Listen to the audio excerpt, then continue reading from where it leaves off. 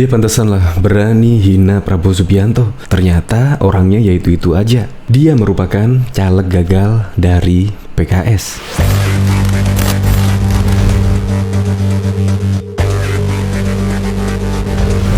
Pengembang Cina yang membangun di sana, mereka nggak masalah rugi kosong, nggak masalah, karena pasti ada penduduk yang dikirim ke sana.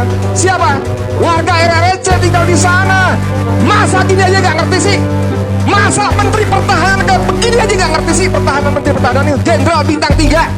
Ini sih bicara soal kedaulatan negara, bos.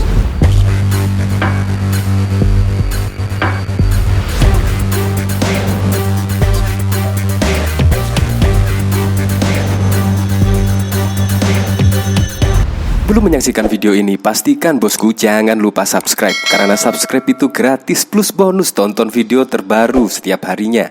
Jangan lupa ya. Ya padahal baru kemarin ada kehebohan karena dua putra Presiden Joko Widodo dilaporkan ke Komisi Pemberantasan Korupsi. Yaitu oleh siapa? Ya orangnya itu-itu lagi. Yaitu kemungkinan loyalis dari PKS ya. Dan itu juga heboh karena dua anak dari orang nomor 1 di Indonesia ini dilaporkan. Padahal ya kita ketahui mereka adalah pengusaha. Bahkan sudah lama anak-anak dari Presiden Joko Widodo merupakan seorang pengusaha. Ya tetapi dilaporkan. Dan hampir bersamaan ini juga dari caleg PKS yang gagal, yaitu juga menyerang pemerintahan tentang isu-isu ya apa itu warga dari RRC, pengembang dari Cina. Ya isunya seperti itulah diputar-putar ya. Isunya tidak ada lagi yang terbaru, melainkan ya isu-isu lama dimuat kembali. Bahkan banyak yang tidak setuju dengan argumen tersebut, seolah-olah itu memprovokasi. Padahal kita ketahui investasi untuk pembangunan ibu kota baru itu adalah dari Uni Emirat Arab. Bahkan Presiden Joko Widodo kemarin membawa uang sebanyak 633 triliun. Ya sebagian untuk pembangunan ibu kota baru. Ya tetapi isunya ya isunya isu lama, yaitu akan kedatangan warga Cina. Ya pantaslah gagal dalam pencalonan anggota legislatif dari PKS. Untuk lebih lengkapnya simak berita berikut ini, Good News Indonesia. Pantesan berani hina Prabowo, ternyata caleg gagal dari PKS. Edi Mulyadi kembali bikin gaduh dengan menghina Menteri Pertahanan Menhan Prabowo Subianto. Dia menyebut Prabowo seperti macan yang menjadi meong kucing. Dilansir dari tagar.id, Edi Mulyadi dikenal sebagai wartawan senior yang telah bekerja di beberapa media. Pria yang kerap disapa Edi itu ternyata pernah mencalonkan diri sebagai kader PKS nomor urut 8 daerah pemilihan Jakarta 3, tapi gagal. Pria kelahiran Jakarta 8 Agustus tahun 1966 itu memulai karirnya sejak 1991 sebagai wartawan neraca. Edi melanjutkan pekerjaannya tersebut. Media-media besar seperti Media Indonesia, Metro TV, TPI, dan juga Warta Ekonomi. Edi juga merupakan salah satu penulis juga yang tergabung bersama Kompasiana sejak 23 Mei 2014 dengan nama akun Edi Mulyadi lagi. Ia menulis dirinya sendiri sebagai seorang jurnalis, media trainer, konsultan, praktisi PR. Dari beberapa tulisannya yang ia unggah di Kompasiana, Edi disebut-sebut sebagai orang yang anti terhadap Presiden Jokowi.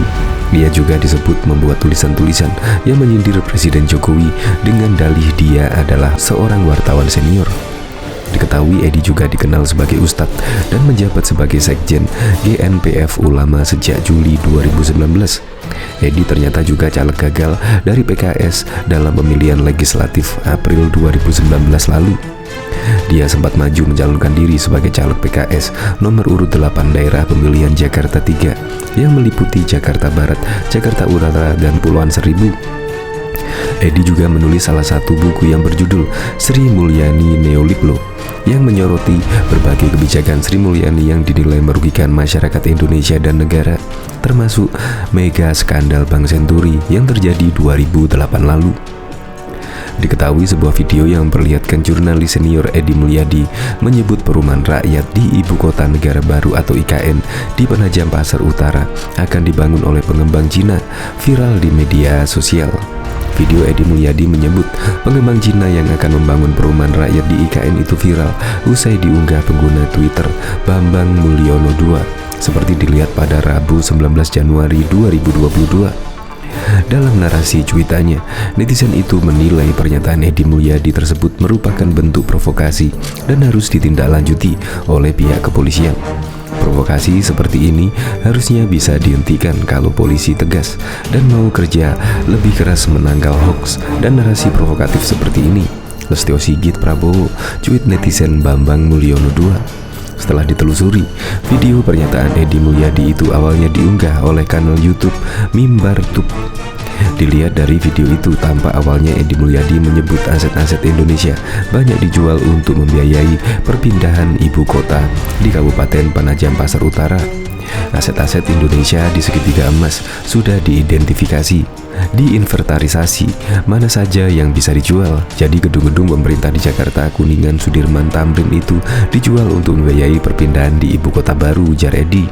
Edi pun kemudian menyinggung soal siapa saja yang akan tinggal di IKN di Penajam Pasar Utara itu dan siapa yang akan membangun perumahan rakyat di sana.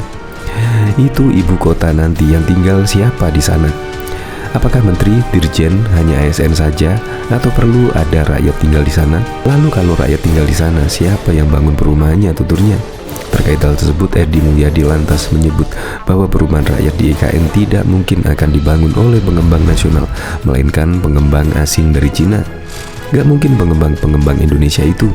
Jadi yang ngebangun adalah pengembang asing dari Cina, ungkapnya. Menurut Edi Mulyadi, pengembang Cina itu tidak masalah rugi membangun perumahan rakyat di IKN di Penajam lantaran nantinya mereka akan mengirim warga RRC untuk tinggal di sana. Mereka nggak masalah rugi karena pasti ada penduduk yang dikirim ke sana. Siapa? Warga RRC tinggal di sana, bebernya. Diketahui pada waktu itu, usai mengunjungi ibu kota persatuan Uni Emirat Arab Abu Dhabi, Presiden Republik Indonesia Joko Widodo yang didampingi oleh Menteri Koordinator Bidang Perekonomian Airlangga Hartarto melanjutkan lawatannya ke Dubai pada Kamis 4 November 2021. Salah satu agenda penting di Dubai antara lain menghadiri Indonesia Uni Emirat Arab Investment Forum. Menurut Menko Airlangga, dalam forum ini dibahas beberapa hal yang menjadi prioritas kerjasama antara Indonesia dengan Uni Emirat Arab. Prioritas yang pertama yaitu terkait pembangunan ibu kota baru, di mana Presiden Jokowi menyampaikan bahwa untuk pembangunan ibu kota baru setidaknya dibutuhkan dana sebesar 35 miliar US dollar atau sekitar 501 triliun. Selanjutnya, kerjasama di bidang transisi energi.